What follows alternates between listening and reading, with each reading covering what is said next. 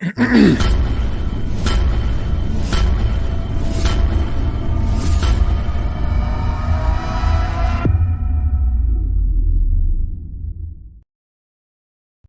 to the Off Tackle with John Fina show on the Overreaction Sports Network.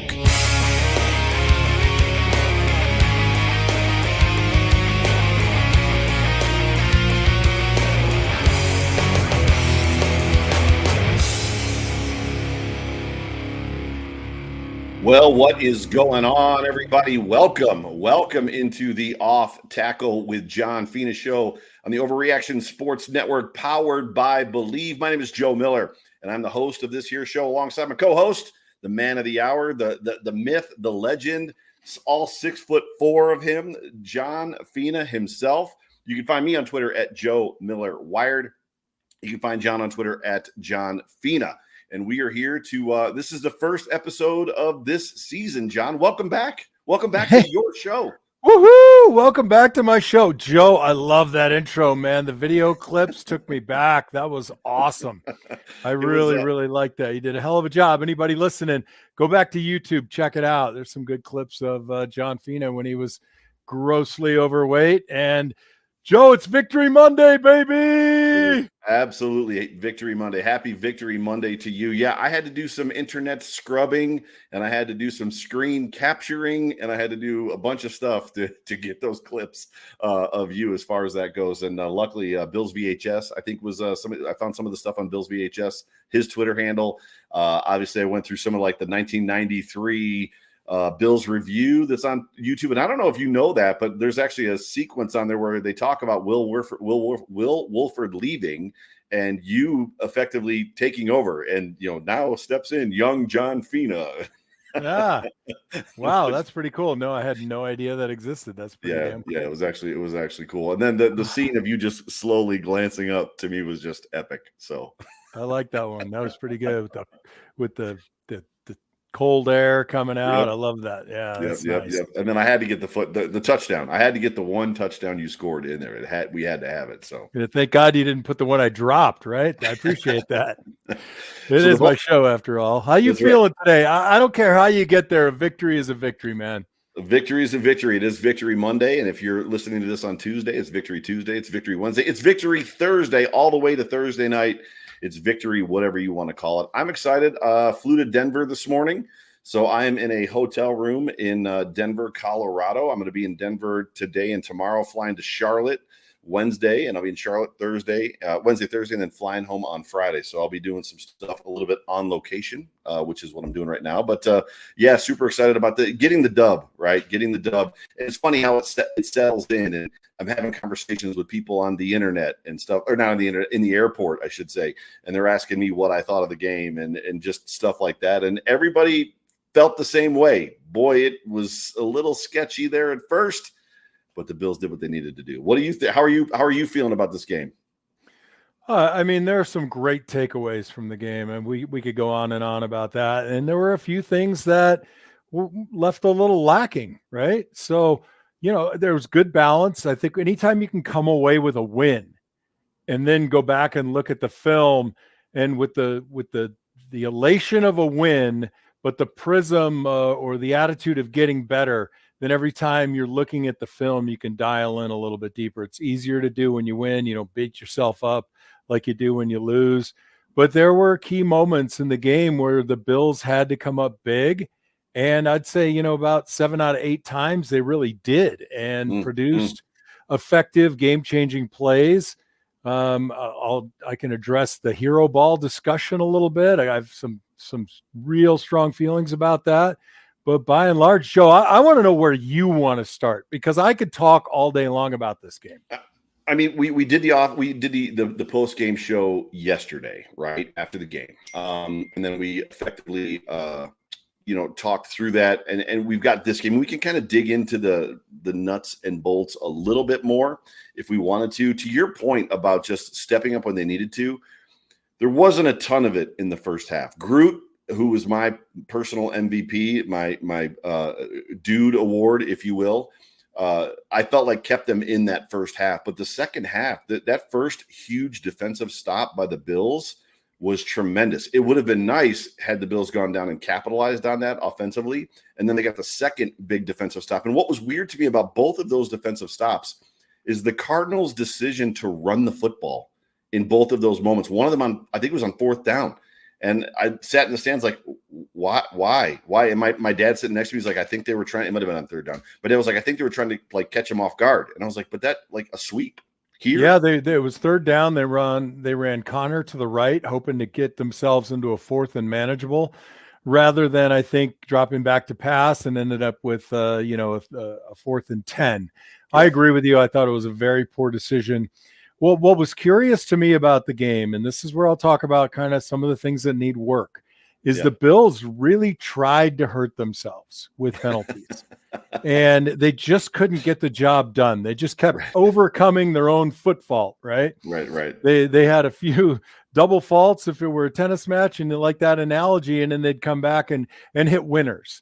So eliminating some of those foot faults, motion penalties, holding penalties, and there were some assignment errors on the offensive side of the ball, it would have been a lot cleaner game. And we mentioned this in last night's show, knocking the rust off, knocking the dust off, not having played your guys in the preseason. This is generally what you will see. I didn't follow Cardinals training camp closely, but from the get-go, from the jump, they had a very good game plan, and they executed it with great, I would say, variety between run the ball, get Kyler Murray out of the pocket, throw the ball. They really championed the use of Connor. And this is where I'll get a little detailed. I've heard a lot of people say, what happened to Daquan? What happened to Ed Oliver in that game? Well, watch the game again, because the Cardinals didn't have many yards between the tackles. Right. They had maybe 1.5 plays of decent yardage between the tackles. Those two guys played fantastic. Yeah. Where we were getting hurt in the first half on Epenesa's side of the ball, he wasn't beating the tight end on the outside zone. He was getting neutralized, and our support wasn't coming up strong enough, and they were racking off runs like James Cook for our team was racking off at 7, 8, 9 yards per play. Right. That was a real problem. You couple that with some pretty poor tackling and a couple of instances where their gap control was just way out of sync, and we gave up substantial runs to the Cardinals. And what they were able to do is keep themselves in second and short, third and very manageable. And when you have a team that, really has a big threat in a first-round pick, has a running back who had 1,000 yards last year despite missing 4 games, you can't do that. So what I do like, and we talk about it all the time, Babich made the changes. We brought up better support from the secondary. Epinesa started winning on the edge a little bit better. And once we neutralized that outside run game, Arizona was more or less one-dimensional. But what do we do now? Now, on the other side of the ball, in the first half, Buffalo just couldn't seem to, get rid of the penalties, right? Josh had a very, very poor play where he held the ball too long, fumble. That led to a score from Arizona. And then we had one pressure play. Josh got out of the pocket once too early, when if he had stayed in the pocket a little bit, I think the field would have opened up to him. He had open receivers. But by and large, what they did was they were stingy enough. They made sure that their drives, both offensively and defensively, were long enough and didn't really give Arizona a chance to run away with it. Right. All right. That gets us through the first half nearly. That final drive of the second quarter, Buffalo goes down and scores. That was incredible, right? Because what you want to do when you have the ball last and first in the third quarter is stack up those scores. That was really a difference in the game. Yeah, the double dip. Oh, sorry, go ahead. No, and you put a team like Arizona in a position of doubt. They've had lingering doubts for decades, right? And it can be systemic. So when you're up against a team with Josh Allen at the helm and some really, really interesting playmakers surrounding him and a defense that's going to read, react, adjust, and make changes, that doubt creeps in. And in the third quarter, Arizona did not look very good at all. Yeah. So normally for this show, the format is high level thoughts. What was good, what needs work is typically what happens. And for those that have been watching for the last 3 or 4 years, you know the format of this show. And then we talk about what's next. Now, due to the fact that we have shows every day of the week, this is now our network, yours, mine, and Jerry's network. We're going to condense this show effectively down to some quick kind of highlight blurbs, which we just talked about. And then basically the good and then the what needs work. And then we're going to get out just because we're going to be breaking down this stuff all throughout the week now with all the shows that we have. However, I feel like we normally start with the good. Does it make sense to maybe start with the what needed work in the game that we were just in and then talk about what went well? I agree with you 100% because I was actually going to say that to you in pregame, you and I, right? What needs work? Yeah. All right. So I think O'Cyrus Torrence had a substandard game for him. Yes. There is a play where it looks like it's his fault, where a guy comes running right through the line toward Josh Allen. But that's a situation, if you don't know offensive line play and you're at guard, if you know the center is vacating and you've got a guy on you, if they bring pressure up the middle quickly, you're gonna leave that 3 technique and pick up the pressure guy. Now, what happened, and this is the part that really sucks for Torrance here, the guy basically sugared him. That's what we call it. The guy ran up into the line. O'Cyrus had to respect it, jump him. That guy bails, to the curl, and then the guy runs upfield. The mistake you always make, because you have to, just like a DB covering when the cornerback fails, when a safety comes over the top, you think the safety was beat. So he turns and chases the guy, and it looks really bad on film. But that play in particular wasn't his fault. But 3 penalties, all very clearly his fault. Yeah. That's rough, right? 3 penalties. You could start with that. And then there were a couple of instances where his footwork just got him into trouble. We talk about an offensive line play. At least I do when I coach. The most important thing you have is your first step. It puts you in a position to win or lose. And in the instances where Torrance got beat on the outside and when he got beat on the inside, if you slow that film down, it's very clearly the first step. So right. instead of gaining a little ground, he steps under himself, and then you become more or less kind of like a turnstile. You have no leverage. You have no ability to exert whatever strength or arm length that you have. So O'Cyrus struggled. Beyond that, I got to say, I thought McGovern, aside from one play, had a terrific game. He gave up pressure on his right. It was a good move by the nose tackle. Left hand came up on the snap of the ball, perfectly placed. Right hand came up, got swatted, turned his shoulders. But what hurt him was on the snap, if you're a center, you have 1 or 2 strategies in pass. Number 1, left hand goes up, right foot goes back, or left hand goes up, quick spread of your feet, which, builds your base a little bit. He ended up stepping under himself. Minus that, I thought Edwards played very well. And then, Spencer Brown and Deion Dawkins, if you can pull away those penalties, they looked really good. We have a problem with Kincaid and Knox blocking on run. There were enough of that's a recurring theme. We've been talking about number 88 having this problem for a couple of years. You're right. And I look at it as I think the part of the problem is technique wise, there's 2 ways to cut off the backside. You can front a guy up and try to muscle him and go number to number, or you can get flat really fast and do like a reverse hook on the backside. And I think that's really the strategy they need to employ, because I don't care if some of these defensive ends are only weighing 240 or 250 now. They are strong and they are quick. So you're matching quickness with quickness, but superior strength. I think they really got to find an angle and get there. Yeah. Beyond that, Joe, James Cook made one probably not great read on a run.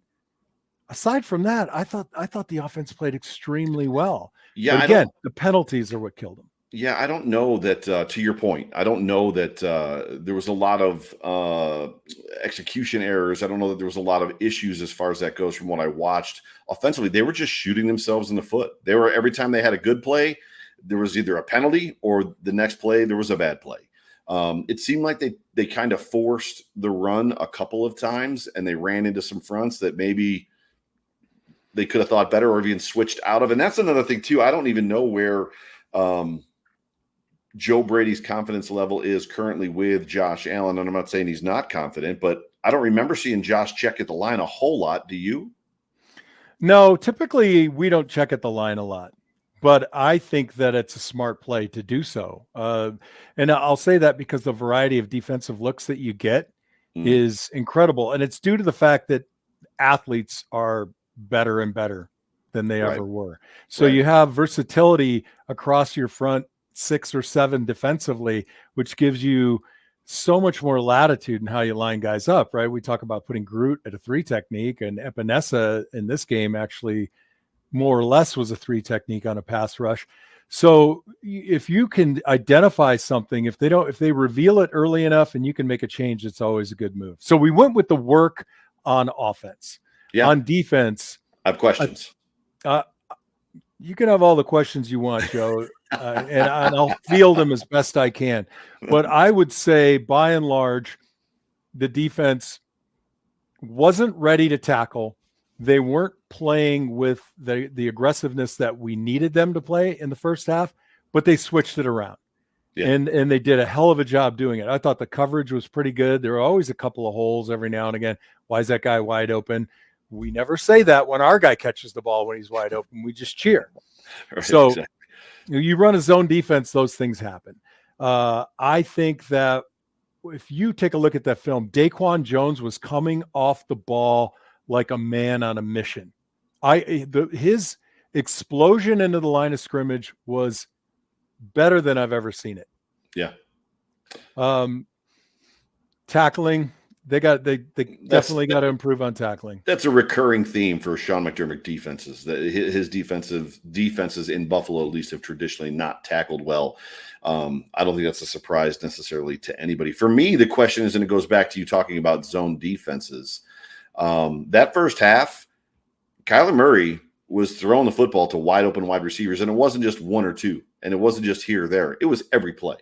The times that they did stop themselves, it was because a receiver dropped a football. I think there was 2 or 3 bad drops by some of his wide receivers. I just don't understand, how that happens through an entire half where they possessed the ball. Was it 26 minutes, 28 minutes in the first half? 20. And 20 something, right. It was a lot versus what the Bills had it. And then, you go into the locker room and you come out and you've fixed it. Now, we've had conversations about how much time you have in the locker room and what you've got time to do: eat an apple, change your jersey, whatever, go to the bathroom real quick, smoke a cigarette if it's 1978. But I just don't understand. Is that a pep talk thing? Because it reminds me, as you're talking about it, it reminds me of the first preseason game when Sean McDermott was not happy with the way the defense played and the effort that they were giving. And he talked about, playing winning football and, we play to win and blah, blah, blah, blah, blah.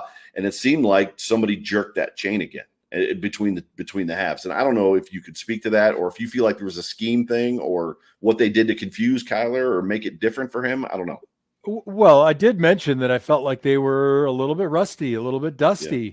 Right. So that affects every position. So reading your keys at full speed and in a game environment, it took them a good quarter and a half to kind of wake up. I can't really, I'd have to watch the film a few times to look at the scheme. It's hard to know what they prepared for and then what they were presented. Right. So you could say it's scheme, or you could say, hey, we were just a little, it's hard to find the right expression. They weren't reactive enough, quickly enough at the outset of the game. And I think, and I want to believe, that the solution to that might have been bring a little bit more pressure early to create a sense of urgency, bring the cornerbacks up into a little bit more man defense, and bring that confrontation to them and get them more dialed in quicker. Yeah, you use the word reactive, and I think that's effectively what it is. I mean, the Sean McDermott defense, this defense, I've actually heard it talked about on a couple different shows this preseason, kind of leading up to week 1. The defense is kind of an easy scheme, and they pretty much do what they do, and they react to what you're going to do versus dictating to them, versus overwhelmingly trying to game plan. I mean, yes, they do work to stop certain things, but it's I don't want to use the word simplistic scheme, but it's a more simple scheme than a super like hybrid 3-4 with a lot of like crazy motion and people coming from all over the place blitzing, right? Well, so I'll half agree with you here because Okay. the Bills do bring pressure. Sure. I'm not saying they don't. I'm not saying they right. don't. Yeah. But I think by and large, what they're trying to bring it strategically, as everyone does, but they're bringing it from a variety of looks. So in the second half, it was really cool to see. You had Von Miller and Rousseau super wide, and you had Ed Oliver and Epinesa lined up on the tackles, which really becomes more like three techniques. And you think, oh my God, the middle of the field is so open. We got Daquan Jones at the nose. Right. On one of those in particular, they brought the safeties up, or corner of safety into the B gaps to bring them. And then they flipped it the next time, dropped the safeties out, and had the linebackers playing up. So it was a really cool way to kind of present the same front, but with a different personnel grouping.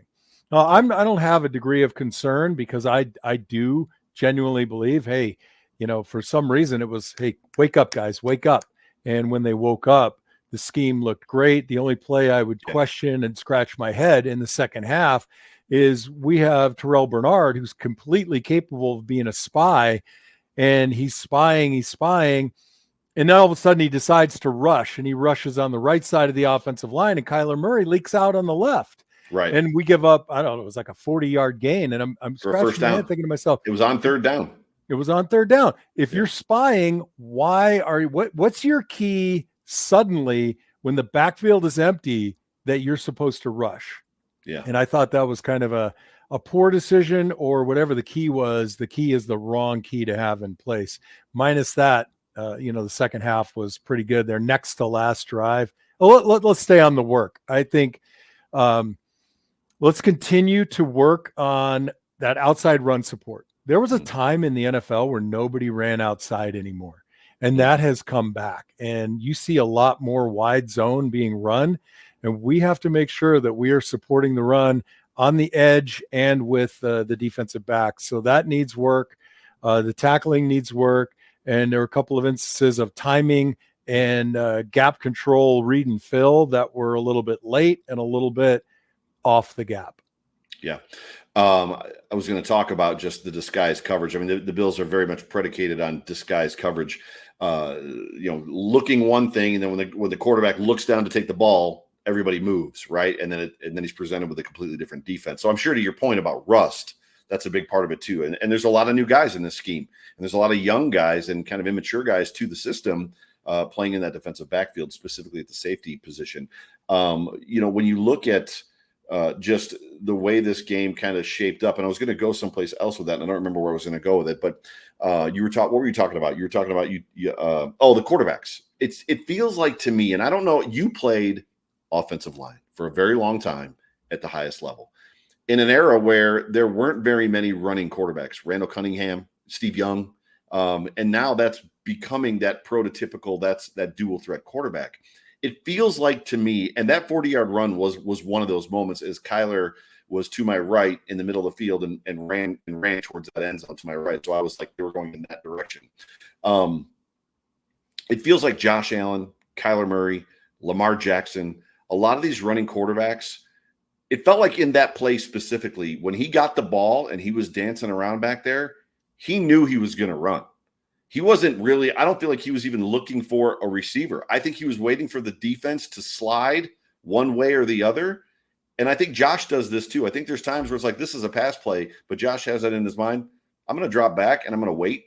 And then when the defense gives me the look I want, I'm going to take off. And I feel like that's literally what happened with, I don't think he had any intention in that play of throwing the ball. So your point about Terrell Bernard, like leaving his spot, is probably the key that he needed to be like, there it is, I'm gone. Yeah, well, it very well could have been. It did look like he was scanning the field. And, I'll address it right now. People say, oh, Josh was the only good thing about that offense. I mean, those people that say that just are not watching the game. Right. I thought this was and I know how you hate it. It was a very complementary performance between run, spreading the ball around, and Josh being opportunistic running the ball. I don't feel like he was running for his life, but there were situations in third and medium and third and short where he was like, hey, the flat is open. I can get there. And that's not any failure on anything else. That's taking what you have as an asset and applying it. And I think that he did a fantastic job of that. There was one play call for us in the game that just absolutely blew my mind. I could not understand why we did it. It was our last possession of the game. And we're in a situation of 3rd and 4 and such. And we ran, if you're familiar with counter, we ran a true counter. We pulled both Torrance and Spencer Brown from the weak side to the strong side. And we don't have, in this situation, we don't have a tight end cutting off the backside end. But what we're doing is we're going to hold them with a Josh Allen fake. Right. And it worked earlier in the game. They're concerned about Josh, so that defensive end sits. But in 3rd and 4 with the game on the line, that defensive end is going to crash. He needs to make a big play right now. So we do quarterback counter. Nobody picks up the backside end. And I think we had a 1 or 2 yard loss. And I'm scratching my head. I'm saying that would have been the last play I would have run because there's a variable attached to it. Will they bite on James Cook going to the right? And they just didn't. So I didn't like that. I'd rather have a bootleg, get Josh out in space, give him a run or pass option. And to me, that was just a silly play call because we just left too much time on the clock at the end. And we got lucky. Well, let's transition now in the last couple of minutes of the show over to the good. And there was a lot of good in this football game. And obviously there's more things that we could talk about that was obvious, the kick return game and all that kind of stuff, which was the first game that any team, or the first weekend any team had that whole situation with the new kickoff. But when you talk about the good, I'd love to hear from you just some of the line play, the pass protection. I misspoke yesterday when we were doing the stats. I said, I don't remember the Cardinals having 4 sacks. Like, I don't remember them sacking Josh Allen 4 times. I had that flipped. The Cardinals were sacked 4 times. Josh was sacked twice. So just clearing that up from just misspeaking yesterday. But when you look at just how the offensive line played, the run scheme looked great. Early on, Cook was chewing up yards. And then defensively, same thing. And you've already talked a little bit about just how well that defensive line played. But just some of your thoughts on the good outside of what I said. Yeah, I'll start on the defensive side of the ball. The good is they faced adversity. They faced a need to really step up their game, and they turned it around. But, man, nothing was better than the next to the last drive of the game where we went, we close to tipping it with Epinesa. Then we had a tip, and then Von Miller sack. That to me, so many times we have seen our defense come out on the field in this situation and get nickeled and dimed down the field, field. So for me, that was a great deal of exuberance just watching that series of those downs on that series, how they just stepped up their game. There was just an energy and an effort there that was fantastic. The fact that they turned it around, I loved that drive. I still think, there's an aggressive nature to our front 4 that looks a little bit more exciting than last year. Maybe it's just early in the season and they're not worn out, but I'll stay with it. I'll keep it. Offensively, we only ran like 3 running plays. Maybe 4 if you include that counter. But we ran split zone, pulling the tackles, both Spencer Brown and Deion Dawkins. And that play works because the interior guys are blocking really well. So typically what you see is the tackle runs across the formation and you want to kind of hit it behind that tackle as he's pulling. But if the rest of the offensive line is doing their job, it becomes, it opens up seams down the middle. And they did a terrific job of that. Weak zone, where, you're running toward the tackle that doesn't have a tight end on his side. That worked extremely well. And we ran a couple of different versions of counter that were terrific. I think that, 70 yards plus what Ray Davis picked up, gets us close to a 100-yard game. You throw Josh in there as a quasi RB3 and you're over 100 yards rushing. You're 130. Right? It's interesting to see the evolution of this run game over three coordinators, Dable, Dorsey, and then obviously Brady. And with us having done this show as long as we have and talking about the offensive line and the run game, going back to Singletary and Zach Moss and the guys that were here. And there were times that you and I would talk, and it seemed like they didn't know what they wanted to do. There were just multiple, and they would just run. I remember a show specifically where you were talking about, like, they're running so many different schemes. I don't even know how they can remember what they're trying to run. And now it seems like they've fallen into that tackle pulling from the right and the left with the motion in the direction of the run. And they started it last year, and they seem to have a lot of success with it. And that seems like the identity that they've now really picked up. Let me mention something specifically, because I watched this play a number of times, and I don't like motion just for the sake of motion, right? Well, what's the point of it? And it's like I begrudgingly say the words Kansas City, because this play made me think of, oh man, that's exactly what Andy Reid is going to do. So we have three receivers left, right? And Mac Hollins comes in short motion and literally stops behind the guard. He's right behind Edwards. Yep. So then we run those two receivers off on the left side, and with Mac Hollins right behind the guard, he just sits there as an extra protector. It slides out to his right. Really? We're going to protect with Mac Hollins between Spencer Brown and Osiris Torrance? But what happened was he got lost. People were looking for him. James Cook slides out into the flat. Into a vacant area. So now we're talking about, we used motion strategically for a specific play. And that to me says, oh boy, Brady has got a lot coming now into the flat, whether it's some sort of a modified screen, a tunnel screen. It really makes me get kind of excited. So awesome. Also on the good, 9 receivers catching balls. Yes, for sure. As long as that core group can stay together and nobody becomes kind of sulking and selfish, I think we have the skill set and a variety of skill sets among those guys that they can do some pretty good stuff. So that's excellent. I'm really encouraged. Excellent. Well, unless you've got anything else that you want to throw in there, I'm gonna get us out of here. Just the last thing, I did rewatch Bass's kickoff, the one that went out of bounds. That was definitely an error on his part. With the kickoff return for a touchdown, there was nothing wrong with the kick. We had 4 guys in position to make a play, Khair Elam being one of them, Quentin Morris being another, and they just were shy about going in there and slowing the guy down. Sometimes you got to throw your body in there, bounce off a guy, slow him down enough for the other 2 or 3 guys to recover, and no one really seemed willing to do it. So let's stay off Tyler Bass.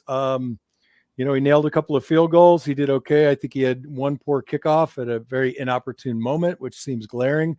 But I think, fingers crossed he's on the right path to mental success, which leads to field goal success. Yeah, absolutely love it. I forgot at the top of the show to ask everybody, if you're still listening, if you're still tuned into us, please please subscribe, whatever platform you are consuming this vidcast as well as podcast. Please do us a favor, help us get our numbers up, and please tell a friend, as John always likes to say. Share it with a friend, tell them to subscribe, grab their phone and say, hey, have you subscribed to Overreaction yet? Grab their phone, get on YouTube and hit that subscribe button for them. But you can say something. Yeah. Hey, and if you listen to this show and you think I'm full of shite, tell me about it. Send it back to me. Tell me I got my head so far up my hiney that I can't see, that I'm just blinded by my love for the Buffalo Bills. I don't care. Share it with a friend. Say, hey, Fina doesn't know what the hell he's talking about. I'd love it. Like and subscribe. Share it with a friend. We're really thrilled to bring this content to you. Yeah. And we feel like it's a partnership with our fan base, with our listener base. So don't be shy about coming to us, whether you like it or not. Yep, first game back, or first show back, John. This has been a blast. It's good to have the two of us back in the room together. So I'm excited for Off Tackle this year.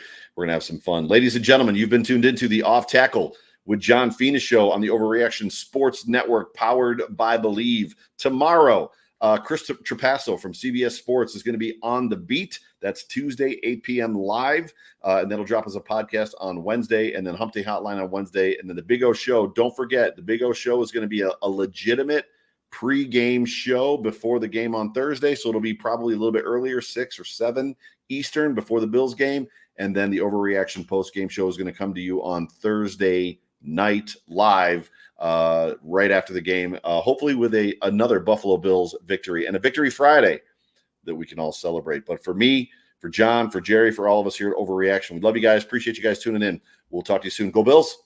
Go Bills. Go Bills.